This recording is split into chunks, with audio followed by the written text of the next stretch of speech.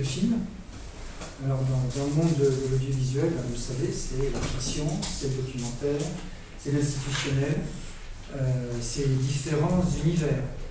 C'est-à-dire que on peut être un réalisateur, c'est quelqu'un qui dirige une équipe, tout simplement.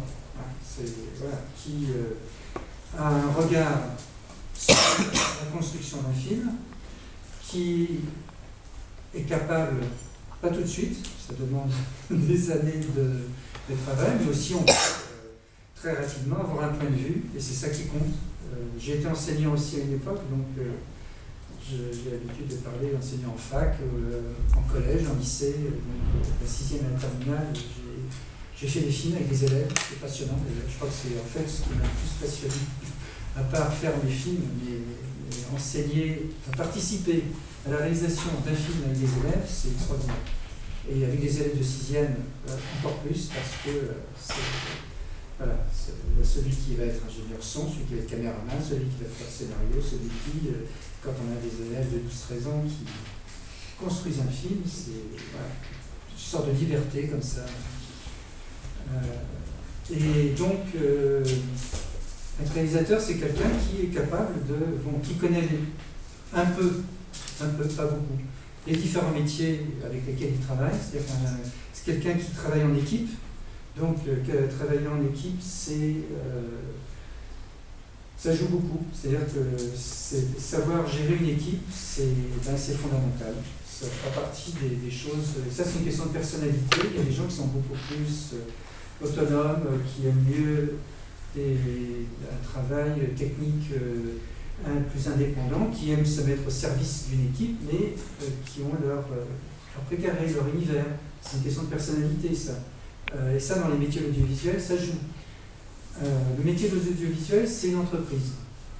Que vous soyez patron de Renault ou de ADS, c'est la même chose.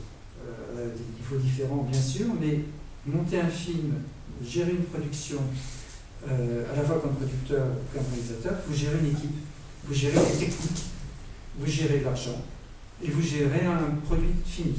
Et si le produit fini n'est pas bon, ça va craindre.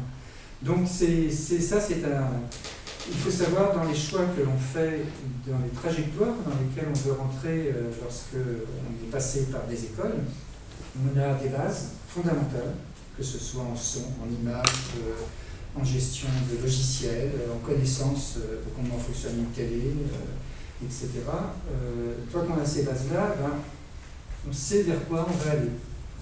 Après, il y a des changements, mais on a des pistes en tout cas de ce qui vous correspond le plus. Voilà, moi j'ai une formation de plasticien, donc littéraire, plasticien, beaux-arts, arts plastiques, je ne peux pas dire que je sais bien dessiner, mais dans mes films, c'est un univers qui va chercher dans l'univers des plasticiens, des moyens d'expression.